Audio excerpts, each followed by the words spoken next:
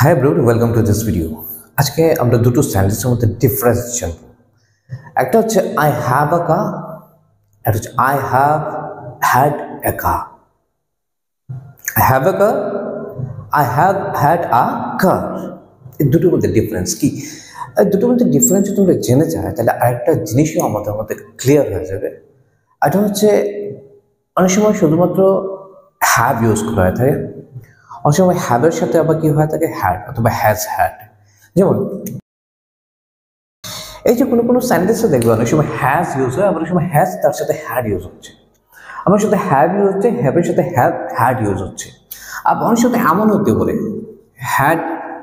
হ্যাডও use হতে পারে। কি বোঝাচ্ছে এগুলো আসলে? কোন সময় এগুলি ব্যবহার করা যেতে পারে? হ্যাভের সাথে আবার হ্যাডের সাথে আবার হ্যাড এমন ইউজ হতে পারে। সো এই দুটোর মধ্যে ডিফারেন্স জানলে পরে এই জিনিসটা আমাদের ক্লিয়ার হয়ে যাবে। Then further we can use this. Okay, আমরা জানতে পারবো একই সঙ্গে in different cases we can use this.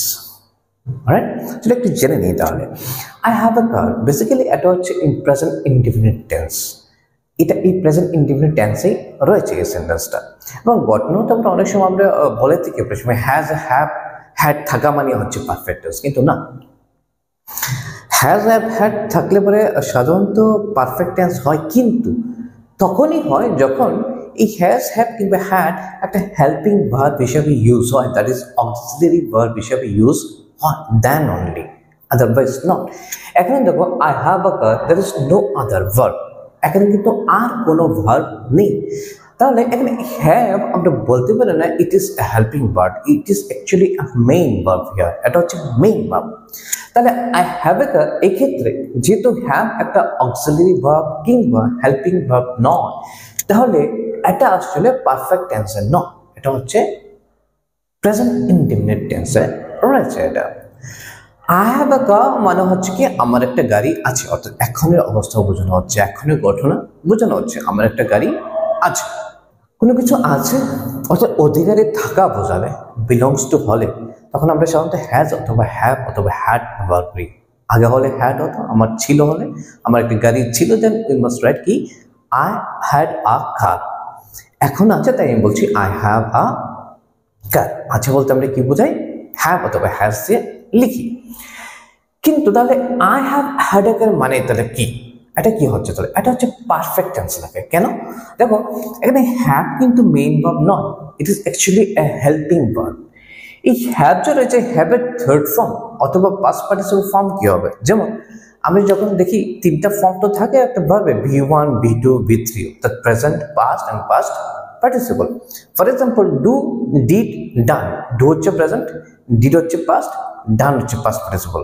অন্য কথায় বলতে পারি ডু হচ্ছে বেস ফর্ম অথবা V1, ডিড হচ্ছে V2 আর ডান হচ্ছে V3। সেই ক্ষেত্রে আমরা বলতে পারি তাহলে এই যে হ্যাড আছে, হ্যাড তাহলে হচ্ছে V3, অর্থাৎ হ্যাভের পাস্ট পার্টিসিপল ফর্ম।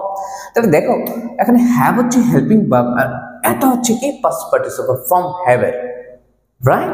তাহলে এক্ষেত্রে বলতে পারি হ্যাভ এটা একটা হেল্পিং ভার্ব হিসেবে ইউজ হয়েছে, that is it is written in perfect tense, present perfect tense. I have had a car এর মানে কি? তাহলে আই হ্যাভ আ কার মানে হচ্ছে আমার একটি গাড়ি আছে, আর আই হ্যাভ হ্যাড এ কার মানে হচ্ছে একটা অবশ্যই নির্দিষ্ট সময়সীমা রয়েছে, এখন আছে আমার নয়, আগে থেকেই সে বিলং করতো গাড়িটা।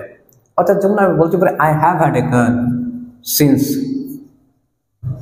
লাস্ট ইয়ার, এমন ব্যাপার লেখা যেতে পারে গত 1 বছর ধরে আমার গাড়িটা আছে। সো এই জিনিসটা বোঝানোর জন্য কি হয়? হ্যাভ হ্যাড ইউজ হয়। ওকে, যেমন ধরো বলতে পারি I have a food, I have a food,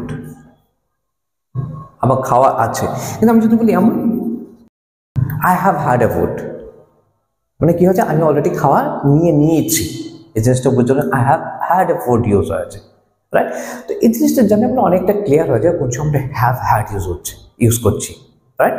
So I think it is clear to you in different cases also you can use them. Has অথবা has had, have অথবা have had অথবা had, right?